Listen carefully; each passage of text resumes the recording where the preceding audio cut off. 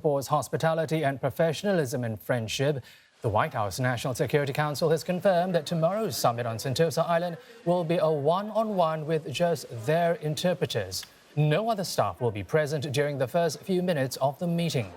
U.S. Secretary of State Mike Pompeo says the president is well prepared for tomorrow's engagement with Mr. Kim, and the U.S. position remains clear and unchanged. The Singapore Foreign Affairs, meantime, released a statement saying Prime Minister Lee Hsien Loong and President Trump had a good discussion on a wide range of regional and global developments. Both leaders also reaffirmed the excellent relations between Singapore and the U.S. across the economic, defense and security spheres, and also after meeting Mr. Lee today. Well, U.S. President Donald Trump accepted an invitation from Singapore President Halimah Yacob to make state visits to Singapore in November. He also expressed the U.S. continued commitment to engage the region and his support for Singapore's chairmanship of ASEAN.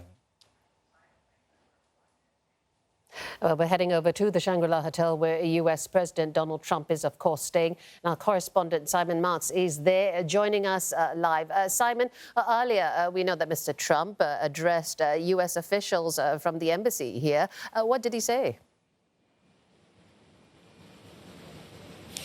Well, it's pretty standard practice for the president when he travels internationally to go and speak to American diplomats and staff in whichever countries he's in. And so this was a meet and greet session with embassy staff and State Department Foreign Service officers in which he thanked them for all the work that they have done to get this summit meeting with Kim Jong-un set up and thanked them more broadly for the work that they do every single day here in Singapore to advance the course of U.S. foreign policy. President Trump is back in the Shangri-La now. We do not think he's going to be leaving the hotel again tonight. In fact, we don't think that we will see him again until he heads out of here tomorrow morning, heading off, of course, to his 9 a.m. meeting with Kim Jong-un on Sentosa Island. But the meetings that he held with the Prime Minister at the Astana certainly appear to have captured his imagination. On his Twitter account, he tweeted video showing the President of the United States together with the Singapore PM. And that's something that he only does when he has enjoyed the encounter and approves of it. He doesn't always retweet video on a continuing basis. But we're also told that he told the Prime Minister that bringing the summit to Singapore was a choice that we made very consciously. I think things could work out very nicely. We appreciate your hospitality, he said to the PM, and professionalism and friendship. And turning to the PM, he said, "You are my friend." So President Trump clearly grateful to Singapore for all the work that it's done to pave the way for this summit. So what about the nitty-gritty of the meeting that will take place in just a few hours' time between President Trump and Kim Jong-un? We expect to hear a lot more about that within the next 25 minutes or so. The Secretary of State, Mike Pompeo, is preparing to speak to reporters over at the JW Marriott Hotel in South Beach. We'll be carrying those remarks live as soon as the Secretary of State steps up to the podium and makes them. And I think we're going to hear from him a very clear indication that as far as he's concerned, this summit is about the denuclearization of the Korean Peninsula. That's something that he pointed out on Twitter first thing this morning. It is something that we believe American interlocutors have been discussing with their North Korean counterparts throughout the day. Much as North Korea may want to talk about other things first, like improved relations between the DPRK and the USA, and then come to the issue of denuclearization, Mike Pompeo is stamping denuclearization all over this summit meeting. And I think when he speaks to reporters a little bit later this hour at the JW Marriott, I think we're going to get a much clearer sense of how those conversations between US and North Korean officials laying the groundwork for tomorrow's summit, how those talks have gone. Simon, as we wait from U.S. Secretary of State Mike Pompeo's press conference, like what you just said, it's just less than 24 hours before the summit between U.S. President Donald Trump and North Korean leader Kim Jong-un takes place. What can we really expect from this summit tomorrow in line with all the latest developments that we know today? I think you've got to expect the unexpected, Gerard, especially when it comes to these two very quixotic leaders, President Trump and Kim Jong-un. I mean, they are, both of them, the most unpredictable of leaders of their respective countries. And now that we know that this summit meeting is going to begin with a one-on-one conversation, only Donald Trump and Kim Jong-un and their respective interpreters in the room for at least the start of this summit, then presumably it will get broadened out and their various national security teams and other advisors will join them in the room. But it's those first few minutes that are going to be absolutely key. President Trump, of course, at the G7 in Canada before he left and headed to Singapore, said that the first minute was critical for him. He said that he would know within a minute of meeting Kim Jong-un whether the North Korean leader was serious about advancing the course of peace. That may be slightly overstating the case, but for President Trump, these relationships with world leaders are all about touch, feel, looking each other in the eye and trying to understand how you get along with the other person and whether you can actually build a relationship based on trust. But some foreign leaders have fallen afoul as a result of that. Remember the French President Emmanuel Macron, who came to Washington, D.C. just a few weeks ago, and President Trump went to Paris, and there appeared to be what the popular newspapers were referring to as a bromance between the two men. Well, that has completely gone off the boil in the course of the last few weeks, to the point where the US relationship with France and with other European allies and with the Canadians now seems to be shredded after the G7 summit. So if you're Kim Jong-un, how do you go into this meeting with Donald Trump and build a relationship based on trust? Trust is a two-way street, regardless of the two personalities in this particular meeting, and it will be very, very interesting to see how these men get along and what demeanor President Trump cuts at this summit meeting, given that he is meeting the leader of a reclusive, brutal, repressive communist regime in North Korea. All right, we'll just have to wait and see. Thanks, Simon. That was our correspondent, Simon Marks, reporting to us live in front of the Shangri-La Hotel where US President Donald Trump is staying.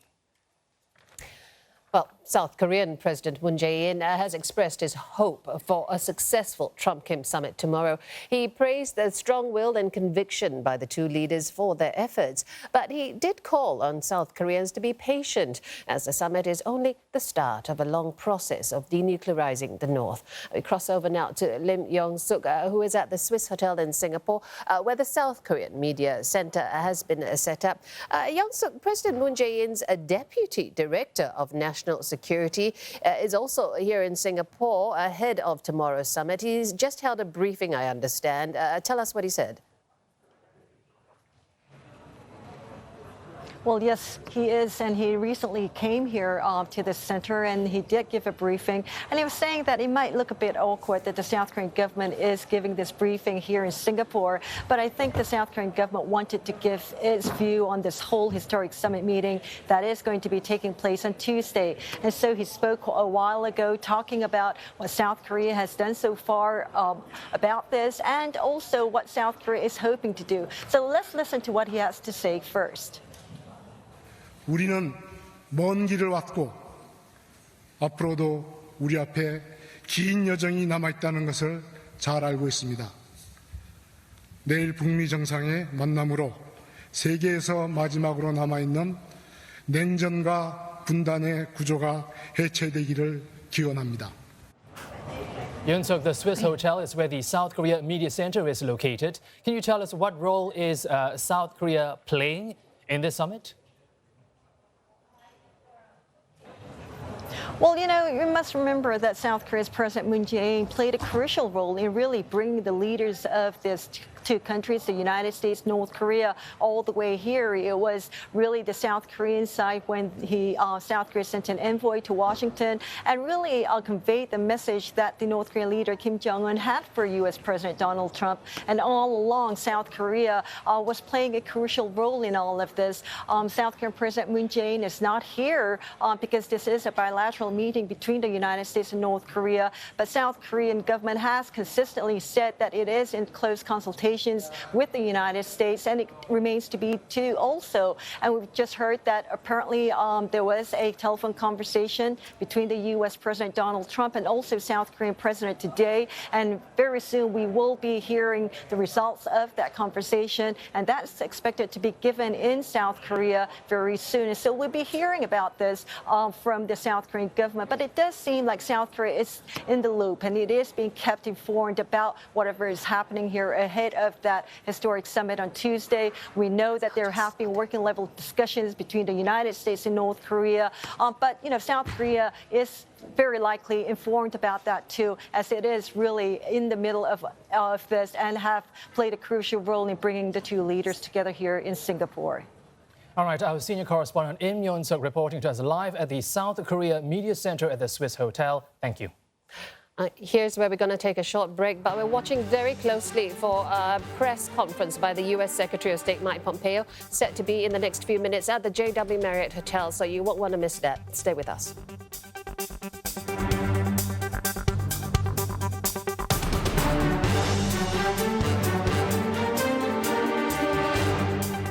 Calling out around the world. Are you ready for a brand new beat? Let me see you dance. The weather, sponsored by Qatar Airways.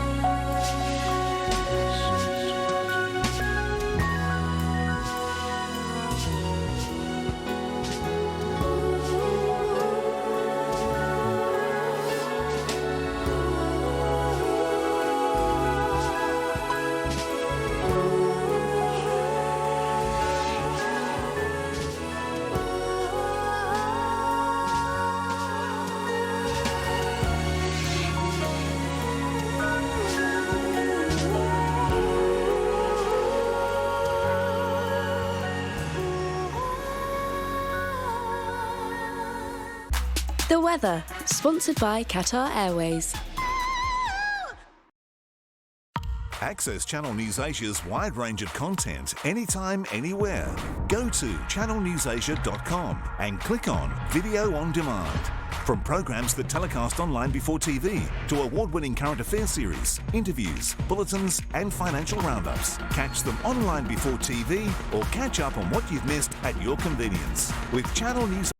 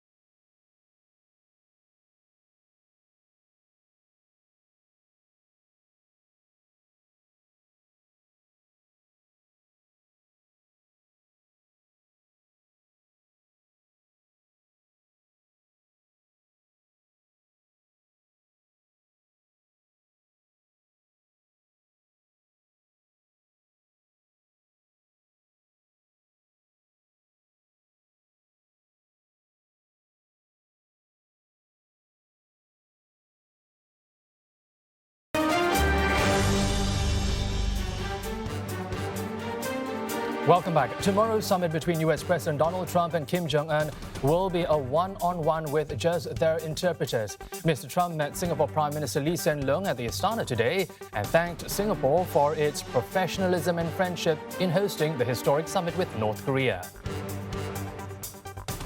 But before the historic summit, U.S. and North Korean officials held talks today in a late bid to narrow their differences. Also, we understand that U.S. President Mr. Trump has made a phone call to South Korean President Moon Jae-in. Well, with that phone call, it certainly signaled a lot of optimism.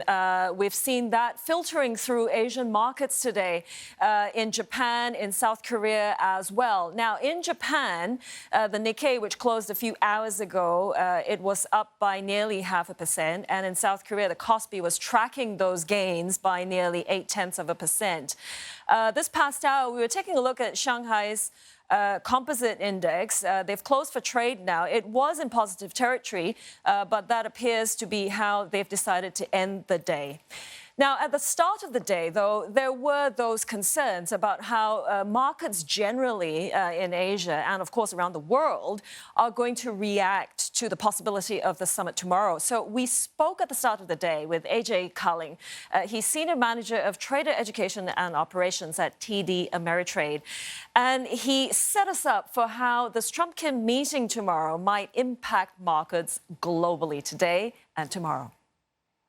Exciting time here in Singapore. We need to be prepared for the fact that this meeting might last 5 minutes and it might be 5 hours. We don't know exactly what's going to come of this. There are probably two resolutions. Either the goal of denuclearization is achieved, or at least beginning conversations for that. That, I think, will have immediate impacts here on the Asian markets. You've been talking about it already, South Korea, China, and Japan. These are countries that have been living almost, in fear of what's going to happen next. So if there's at least some progression about those talks, the immediate markets in those regions are going to definitely benefit. Now, of course, this meeting is going to happen 9 p.m. New York time, so U.S. markets will be closed, but our customers at TD Ameritrade Singapore will be definitely watching the futures markets. Of course, the traditional safe havens like gold and bonds, U.S. Treasuries, you can never count out. Those things will be very active depending on what kind of outcome happens tomorrow morning.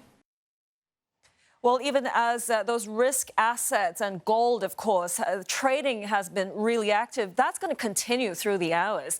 But returning to Japan, this is where Malaysian Prime Minister Dr. Mahathir Mohamad says today that growing nations like his country need different sorts of trade protections. He said that trade pacts such as the Trans-Pacific Partnership of TPP must now be renegotiated. Dr. Mahathir was making those comments on his first official visit to Japan. This is his first trip abroad since becoming Malaysia's 7th Prime Minister. So we, of course, spoke with our senior correspondent, Melissa Goh. She is at that Nikkei conference in Tokyo, where Dr. Mahathir delivered that address today, and she tells us more. Now, this is Dr. Mahathir's first overseas visit after he was sworn in as the country's 7th Prime Minister about a month ago. When he was first-time Prime Minister in the 80s, remember the national car maker Proton was his pet project, his brainchild.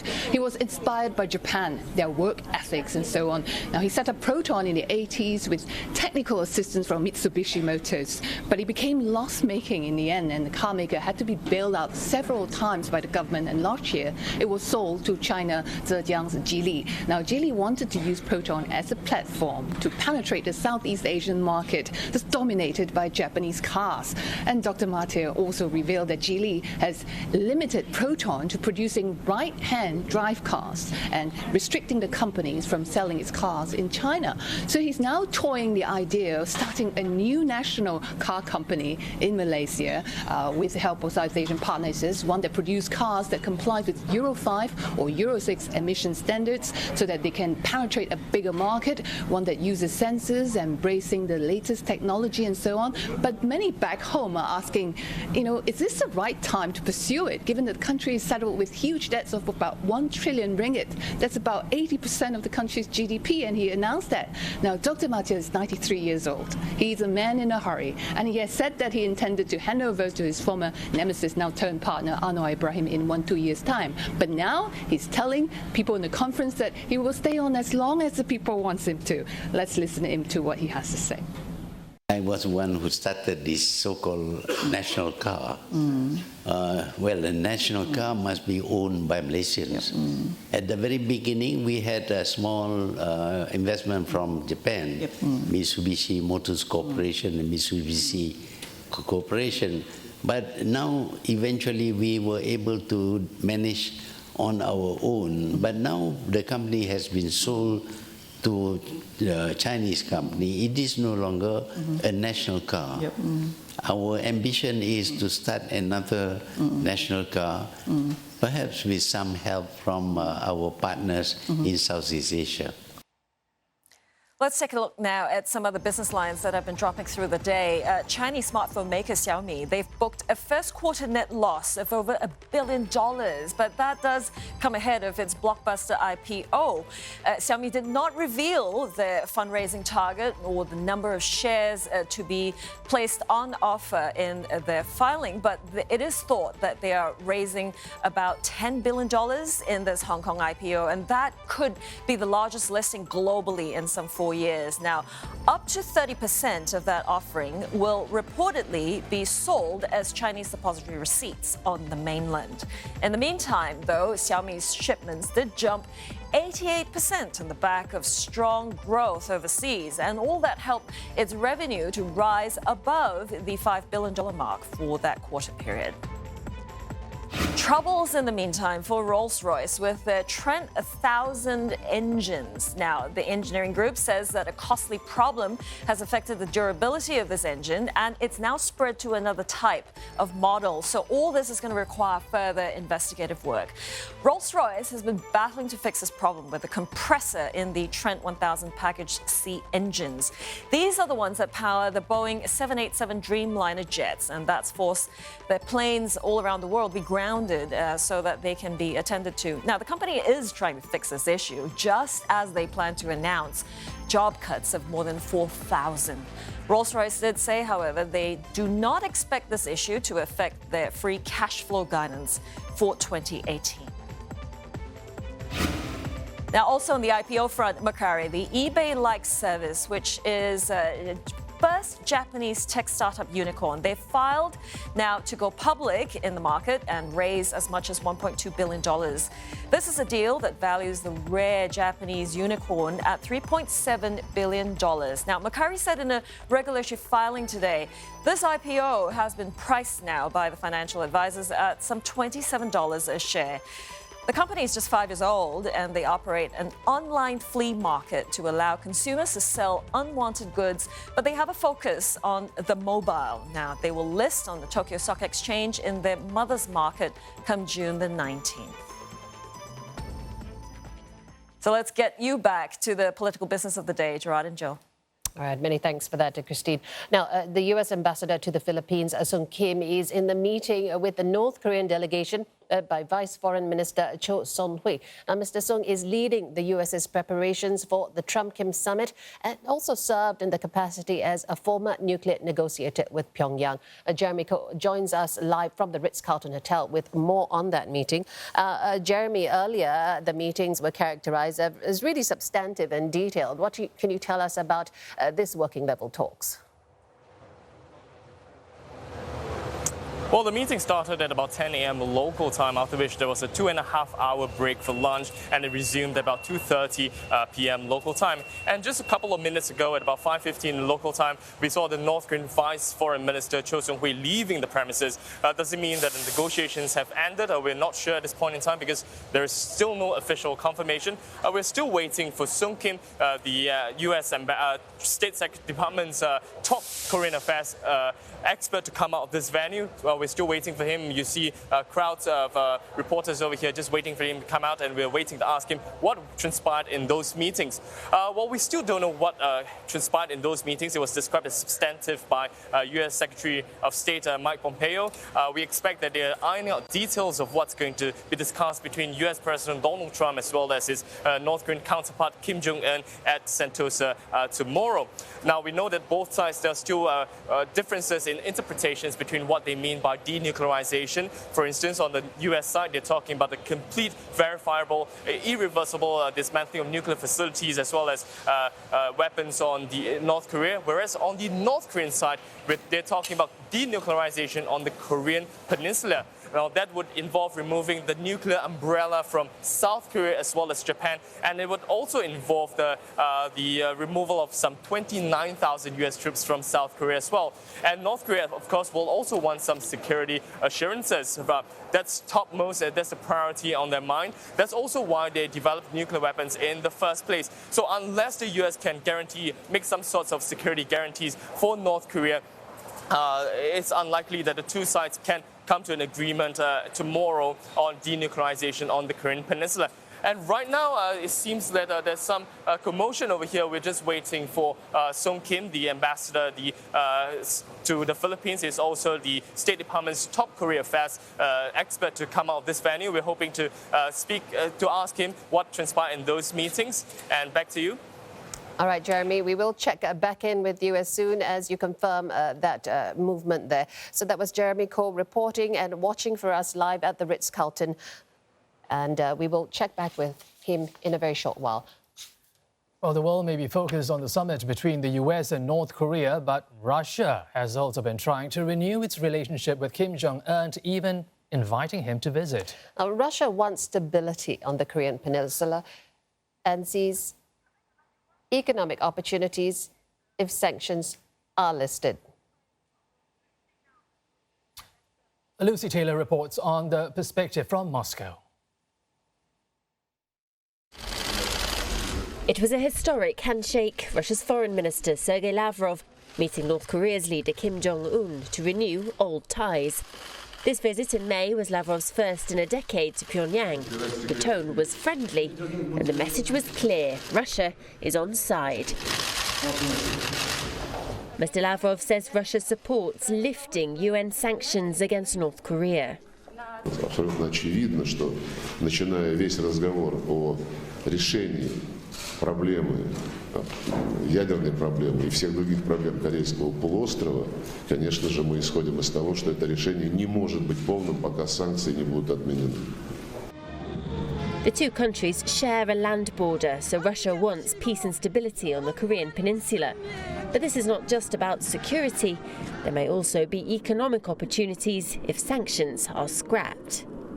Russia for a long time promoted the implementation of multilateral economic projects on the peninsula, like relinking Russian Transsib with Korean railways, pipeline through all Korean peninsula from north to South Korea, and the electricity lines. These economic projects are very important from Russian point of view.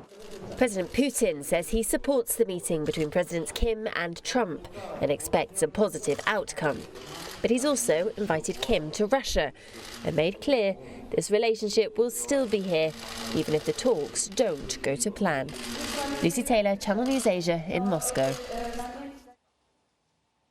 Well, US President Donald Trump and North Korean leader Kim Jong-un arrived on Sunday for their historic summit here in Singapore.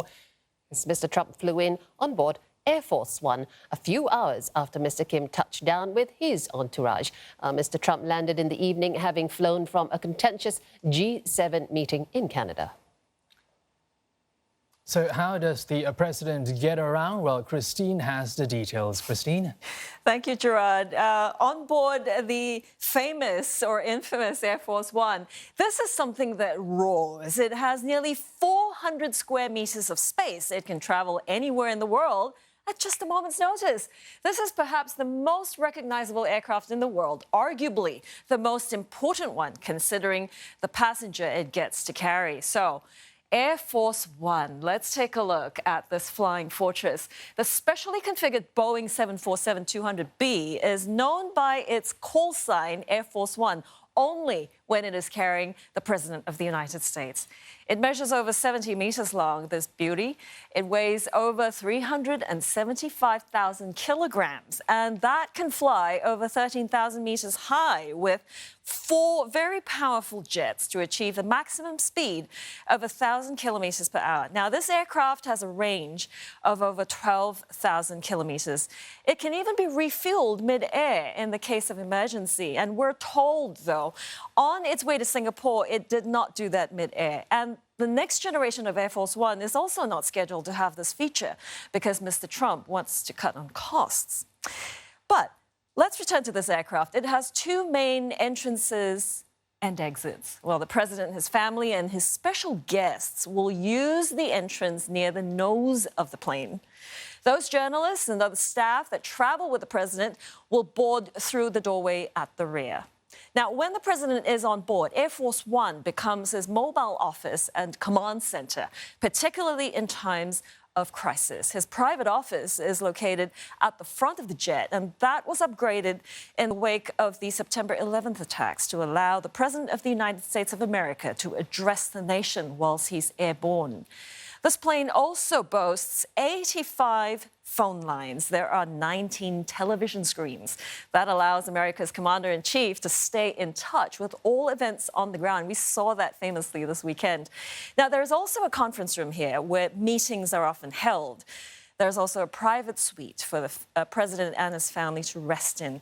Also on board, importantly, a compact operating theatre, plus the doctor, should the president or anyone else need medical attention. And just in case, they're also carrying on Air Force One reserves of the president's blood.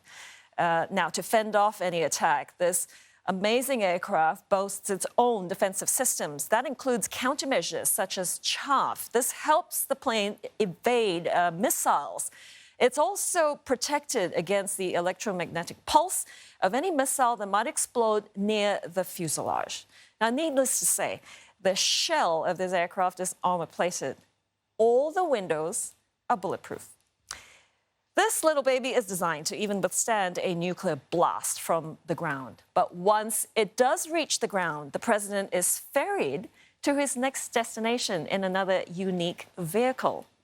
The state-of-the-art limo is called the Beast, for very good reason. Quite apart from its imposing looks, this beast is said to be able to survive a military or chemical attack. Those bulletproof windows are well over 12 centimeters thick, and the armored doors, they measure some 20 centimeters. Now, each of those doors is said to weigh as much as the cabin door of a Boeing 757. Let's consider the eventuality that the car's tires, hit something on the road. They are puncture resistant, so they can run flat if necessary. Now, once inside, the president can have secure video conferences with just about anyone he chooses to speak with, including people at the Situation Room in the White House in the event of a crisis. There are 12 such limos in this fleet. We saw a few of them already in Singapore today. Now, all these beasts are rotated. They are sent ahead in large military cargo planes so that the president's ride is always ready and waiting for him, not the other way around. Well, we want to head over now to the Shangri-La Hotel where US President Donald Trump is staying. Our correspondent Simon Marks is there. He's joining us live now. And Simon, we are standing by for an expected press conference by US Secretary of State Mike Pompeo. I'm wondering, could you tell us what we expect to hear from that? Absolutely, Jill. We believe that Mike Pompeo is en route now to the JW Marriott Hotel in South Beach, where he will address reporters and brief on the latest developments in negotiations to try and get everything ready for President Donald Trump and Kim Jong-un to meet tomorrow morning on Sentosa Island.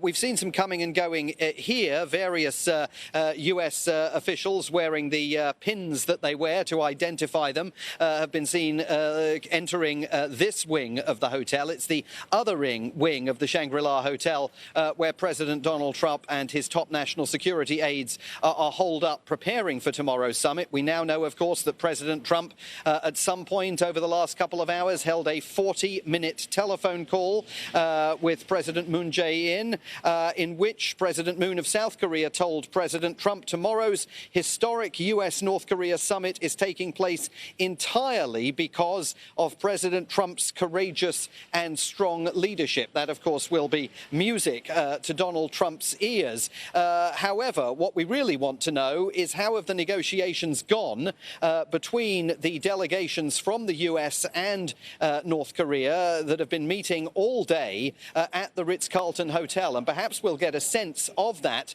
from Mike Pompeo and a sense of whether those negotiations have reached any kind of a climax or whether there there is more talking still to be done. Certainly Mike Pompeo at several times during the course of the day has publicly insisted that the United States is not wavering from what it has always insisted was the goal of any meeting between President Trump and Kim Jong-un, namely the complete, verifiable, irreversible denuclearization of North Korea. Now, when it laid out its agenda earlier in the day for this summit, the North Korean government news agency, the official news agency KCNA, suggested that denuclearization was third on its list of concerns. Its primary concern was improving the relationship, it said, between the DPRK and the United States, and second, installing the infrastructure for the resolution of disputes between the DPRK and the US. Well, that is a dilution of what the United States has always insisted was the main goal of the summit, namely a serious conversation about denuclearization. So whether that's become some kind of a sticking point in talks between these working groups, or whether they've worked through it and they've established a very clear agenda for the talks that are due to begin at 9 o'clock tomorrow morning, when President Trump and Kim Jong-un meet face-to-face, one-on-one, at least initially, without interpreters. Well, we'll have to wait for Mike Pompeo, the Secretary of State, to brief reporters and give us all a sense of where things stand as the sands of time expire for those working groups to finalize their understanding of what this summit is going to discuss and what President Trump and Kim Jong-un may achieve. Simon, earlier, Mr. Trump delivered remarks to officials of the U.S. Embassy here in Singapore. What were some of the key takeaways from that speech? Well, you know, it's normal protocol, as I was saying earlier on the programme, for President Donald Trump to visit US embassy officials when he travels overseas, or in this case to have some of them come to the Shangri-La Hotel for a meet and greet session. And what he wanted to do, I think, was to thank them for all the work they've done. And they've done an enormous amount of work over the last few weeks, along with the hosts here in Singapore, to pave the way for this summit. Remember, it was only on, I think, the 5th of May that we actually knew that this summit was even being mooted. And then, of course, you had the on-again, off-again nature of the summit. Now we know it is back on. That's why Donald Trump is here. But there must have been an enormous amount of work done behind the scenes by the US diplomatic staff present here in Singapore, and also the Foreign Service personnel who will have travelled out to Singapore, some of whom we've been seeing, as I say, come and go from the Shangri-La Hotel. They must have had an enormous amount of work to do to get this summit ready. I mean, you can't really overstate the rapidity with which Singapore has responded to what President Trump described today as a conscious request to ask Singapore to host this summit. You know, I've covered a large number of these summits over the years, none quite as historic as the one that we're witnessing here. You know, the host cities and countries usually have weeks and weeks and weeks to prepare for them. That wasn't the case this time around. And so to see preparations as advanced and as smooth as they have been for this particular summit is remarkable in any event, and particularly remarkable when you consider how rapidly it all must have been done. Simon, we know there's been a lid on Mr. Trump's agenda, which means he's pretty much done for the day. He can't tweet, but what we do know is this phone call that you've told us about to Moon Jae-in. Is that protocol, and how does that reflect on his state of mind going into the summit tomorrow? Well, I think it's no surprise, Jill. I'm actually just checking his Twitter account just to see whether he's had anything more to say in the last few minutes. No, the last tweet is from an hour ago when he posted the video of him, President Trump, meeting the Singapore PM earlier today at the Astana. So we'll see if his Twitter activity increases as the night advances. I mean, look, we think that he won't be going out and about. We think he won't be doing anything more tonight. Reporters who are part of the White House House pool have been told that the president will be staying here tonight and has no plans at the moment to go out again. Reaching out to President Moon, I think, was a pretty inevitable requirement. I mean, first of all, the President of the United States will have wanted, I think, to calibrate the message that he's going to present to Kim Jong-un tomorrow with President Moon of South Korea, so that there's no more surprises for the South Koreans. Remember, the South Koreans were caught completely off guard when President Trump published that letter to Kim Jong-un calling off the summit, a letter that he published just a matter of hours after President Moon had left Washington, D.C., believing that the summit was on. So I think in pure diplomatic terms, he needed to reach out to the South Koreans so that there are no surprises. But also, look, South Korea is a treaty ally of the United States. It's vital for the messages between the White House and the Blue House to be harmonized as President Trump prepares for this historic meeting. And that may explain why the conversation went on for so long, fully 40 minutes, we understand, from the South Korean telling of the conversation. We've yet to receive a readout from President Trump's White House as to what was discussed and what points the White House believes should be emphasized in reporting that call. But certainly from the South Korean telling of the call, President Moon wished Donald Trump the very best of luck heading into these talks and expressed his desire for them to achieve miraculous results. It's hard to know exactly what the South Koreans define by miraculous results, but for President Trump's loyalists inside the White House, many of whom have traveled here with him, they will want to point to miraculous results of this summit, assuming something is agreed tomorrow between President Trump and Kim Jong-un. You can certainly expect the White House to talk this event's achievements up. Thank you so much, Simon Marks there. But Simon, we'll ask you to not to go too far away, because we will be checking in with you very shortly, and perhaps even now as we await the press briefing by the U.S. Secretary of State, Mike Pompeo. And as we watch some live pictures, you're seeing Sarah Huckabee Sanders there, the White House. Mr. Secretary. Yes, we can see the introduction of U.S. Secretary of State Mike Pompeo. Let's listen in. Good afternoon. I want to give an update in advance of President Trump's summit with Chairman Kim Jong-un. As the president said on Saturday, this is truly a mission of peace. This afternoon, the president called Prime Minister Abe of Japan and President Moon of South Korea. Earlier today, our ambassador, Sung Kim, led a delegation to meet with Vice Foreign Minister Chae Son-hui and his North Korean delegation. The talks continue this afternoon, even as we sit here now. They're in fact moving quite rapidly, and we anticipate they will come to their logical conclusion even more quickly than we had anticipated. Before discussing the summit, I want to address a report in the New York Times that suggested that the U.S. team lacks the technical expertise on dismantling North Korea's weapons program as part of these talks. I want to address that report directly. For over 3 months, an interagency working group of over 100 experts across government has met multiple times per week to address technical and logistical issues associated with dismantling North Korea's weapons programs. They include experts from the military charged with dismantling nuclear weapons, the Department of Energy, including PhDs and experts from DOE labs, and officials from the intelligence community covering North Korea. Those same experts also cover North Korea's nuclear, chemical, biological, and missile programs. These experts include dozens of PhDs who have expertise in nuclear weapons, the fuel cycle, missiles, chemical and biological weapons.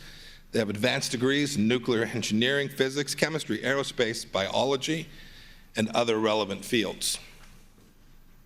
On the ground in Singapore, we have a team that includes the President's senior-most expert in weapons of mass destruction, who can cover any technical needs that the meetings may present. Any suggestion that the United States somehow lacks the technical expertise across government or lacks it on the ground here in Singapore is mistaken. North Korea has previously confirmed to us its willingness to denuclearize, and we are eager to see if those words prove sincere. The fact that our two leaders are sitting down face to face is a sign of the enormous potential to accomplish something that will immensely benefit both of our peoples and the entire world. President Trump believes that Kim Jong-un has an unprecedented opportunity to change the trajectory of our relationship and bring peace and prosperity to his country. We are hopeful this summit will have set the conditions for future productive talks. In light of how many flimsy agreements the United States has made in previous years, this president will ensure that no potential agreement will fail to adequately address the North Korean threat. The ultimate objective we seek from diplomacy with North Korea has not changed. The complete, verifiable, and irreversible denuclearization of the Korea Peninsula is the only outcome that the United States will accept. Sanctions will remain until North Korea completely and verifiably eliminates its weapons of mass destruction programs. If diplomacy does not move in the right direction, and we are hopeful that it will continue to do so, those measures will increase. President Trump recognizes Chairman Kim's desire for security and is prepared to ensure that a North Korea free of weapons of mass destruction is also a secure North Korea. The President has also expressed his openness to expanding access to foreign investment and other economic opportunities for North Korea if they take the right steps. All the preparations for the summit have come together very nicely. The President met this afternoon with Minister Lee of Singapore. It was an important opportunity to thank the Prime Minister of Singapore for his partnership in helping make this summit a reality. Singapore is home to over 4,000 American companies and is a long-standing commercial partner, and we thank them for their help in making this summit what it is. The President also had a chance to visit with our embassy team here in Singapore and thank them for their tireless work to make this summit a success. For example, at tomorrow's summit, there will be some 5,000 members of the media from all over the world that will be covering this historic event. President Trump is going into this meeting with confidence, a positive attitude, and eagerness for real progress. He has made it clear that if Kim Jong-un denuclearizes, there is a brighter future for North Korea. Tomorrow, we will get our clearest indication to date of whether Chairman Kim Jong-un truly shares this vision. I'm happy to take a couple questions.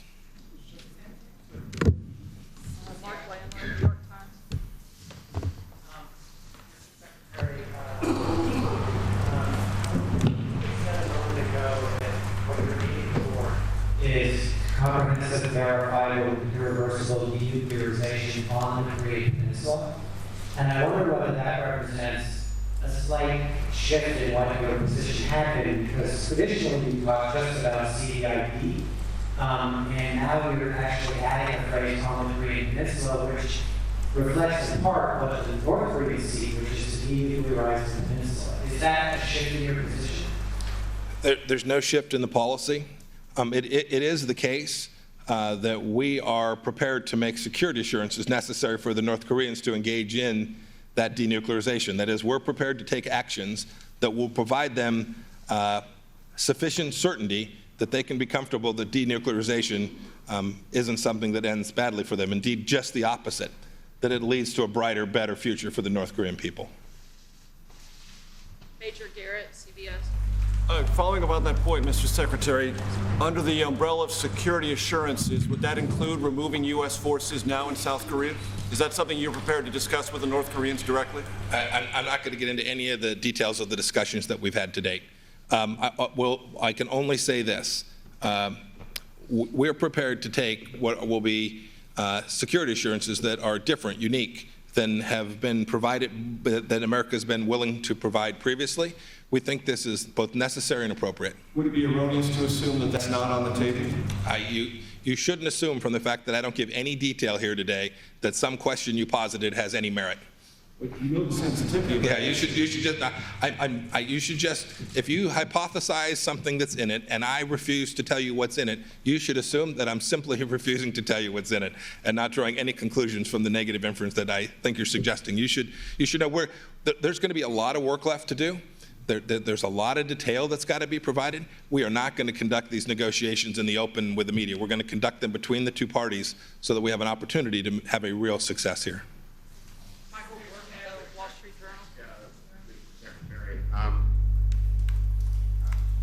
Mr. Secretary, it's clear what the U.S. expects from the North in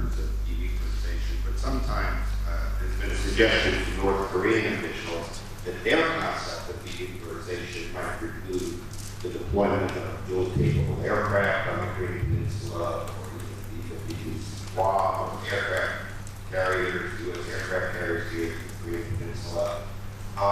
Is this something that the Trump administration would be willing to discuss, or is it something you can rule out?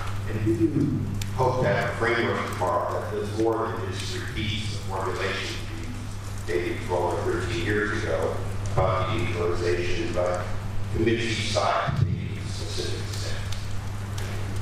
So I think the first part of your question is the same question Major Garrett asked. It was a substantive question about one side or the other may be prepared to do, and I'm simply not going to speak to that. With respect to the second question, the context for these discussions is radically different than ever before. The backdrop against which these negotiations are taking, President Trump has set in a way that is fundamentally different than before. President's made very clear, until such time as we get the outcome that we're demanding, economic relief is not going to be provided. That's different. There was always this hypothesis that somewhere along the way the Americans would take their foot off and allow those economic opportunities for the North and thereby reduce the capacity to actually achieve the deal. We're not going to do that. So these discussions that will take place tomorrow between Chairman Kim and President Trump will set the framework for the hard work that will follow. And we'll see how far we get. But I'm very optimistic that we will have a successful outcome from tomorrow's meeting between these two leaders. It's the case. In each of those two countries, there are only two people that can make decisions of this magnitude, and those two people are going to be sitting in a room together tomorrow. Catherine Lucy with the AP. Secretary, the president says he'll know within a minute whether Kim is serious based on his feel. These are obviously incredibly complex nuclear issues that have tens of millions of civilians in the crosshairs. Is it wise for the president to be going on his gut? And have you established any specific criteria for the conditions that will lead him to walk out tomorrow? The president is fully prepared for the meeting tomorrow. I have personally had the opportunity to make sure that he's had a chance to hear lots of different voices, all of the attendant opportunities and risks, and that we have put these two leaders in the right place. As I said in answer to the previous question, President Trump has truly laid out a process here that is fundamentally different than the ones that we've gone through before, and I expect that the process from tomorrow forward will also be fundamentally different, with a resolved America working to try and provide an outcome that benefits both countries. That's different than what we've done before. Can you tell us anything about preparation, sir?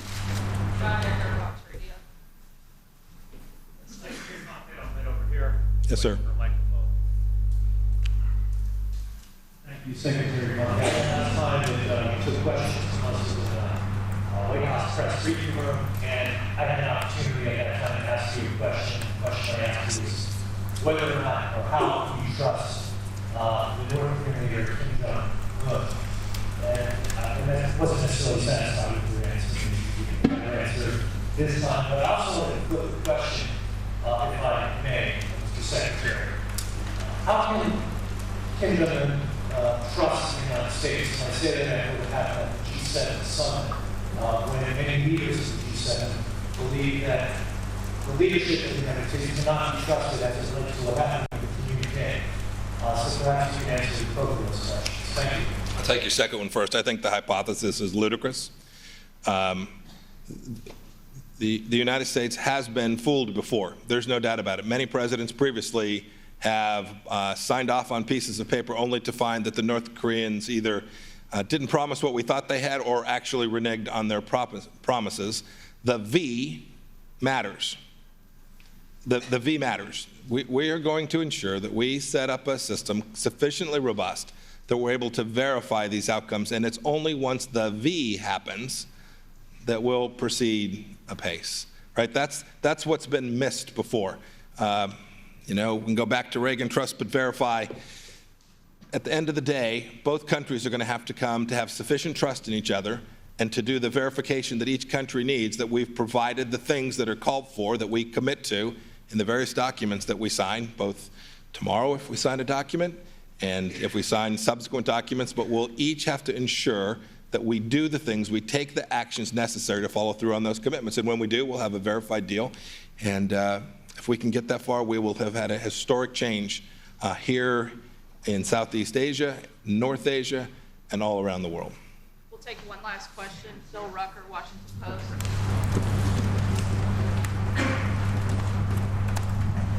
Mr. Secretary, this morning at his hotel in Singapore, President Trump had harsh words for Prime Minister Trudeau. And what are you doing as the country's top diplomat to repair relationships with our country's oldest allies, closest allies in Europe? And do you agree with the statement made by one of your administration's colleagues yesterday that there's a special place in hell for the Canadian Prime Minister? Well, I came here today, here in Singapore, to talk about North Korea, but I'm happy to talk about work with our European partners as well. We wouldn't be in this place. We wouldn't have this historic opportunity without the diplomatic work that's been done by our European partners alongside of us. President Trump has led an enormous coalition, including those very same European partners, those G7 partners to which you refer, who have helped us get to this point. I have every expectation that they will continue to do that. There are always irritants in relationships. I am very confident the relationships between our countries, the United States and those G7 countries, will continue to be move forward on a strong basis. I'm unconcerned about our capacity to continue to do what we need to do to get the outcome we're looking for in North Korea as a result of what you described having taken place in Canada. Do you agree with that statement? Thanks, sir. Thank you.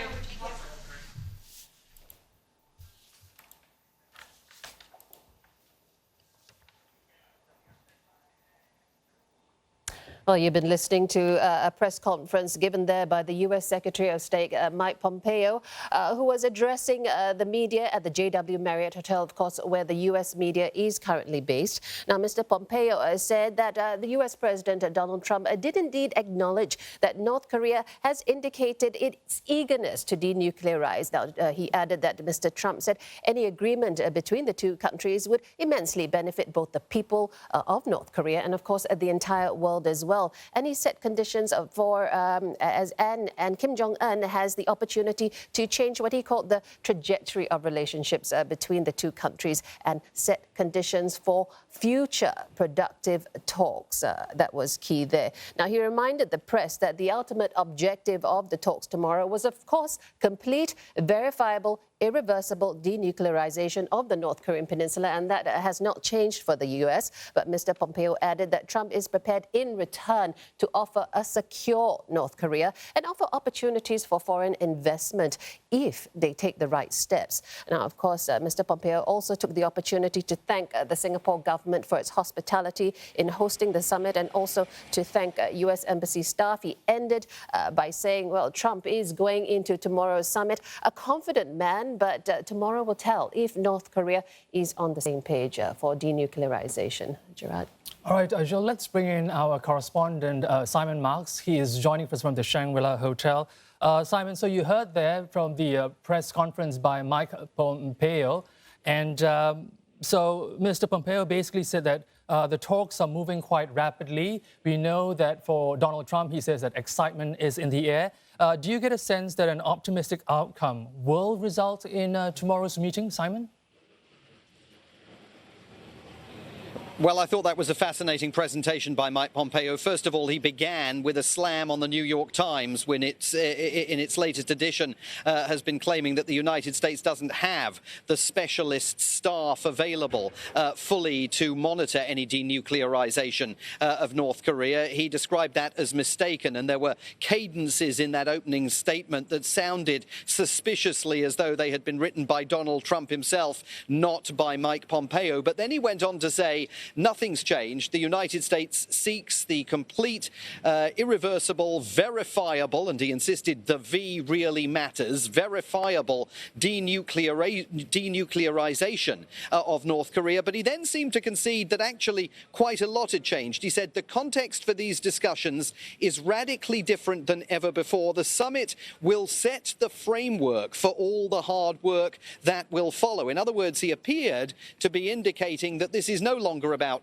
negotiating a watertight deal tomorrow on denuclearization. This is all about beginning the process that may eventually lead to that watertight, verifiable deal on denuclearization. He said President Trump is going into the meeting with confidence, a positive attitude, and he said that tomorrow we will get our clearest reading to date about whether Kim Jong-un is serious. They've obviously got more discussions, though, still to have with the North Koreans tonight here in Singapore. He insisted that talks between US and North Korean officials were advancing faster than had been expected, but those talks are still going on, and we are getting closer and closer to the moment when Kim Jong-un and Donald Trump look each other in the eye.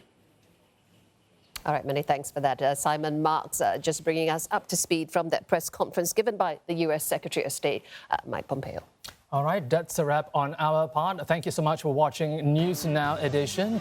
Do join our colleagues for Primetime Asia that's coming up at 7 p.m. Singapore, Hong Kong time.